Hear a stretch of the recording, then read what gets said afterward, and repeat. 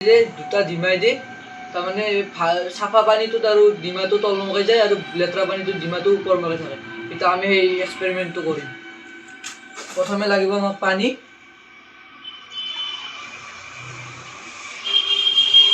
দুটা গিলাচত সমান কৰি ল'ম। তাৰপিছত প্ৰথমটো চাম, চাফা পানীটো চাম। বঢ়িয়াকৈ সোমাই গৈছে। এতিয়া ইয়াত মই নিমখ দিম।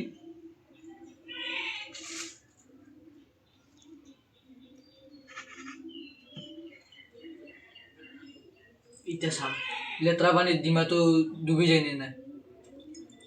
গাইছ শেষ হয়, দুটা সমানত ডুবি গৈছে। আৰু এবাৰ ট্ৰাই কৰি চাম। ডিমাটো উলিয়াই নিমখ অলপ কম হ'বও পাৰে।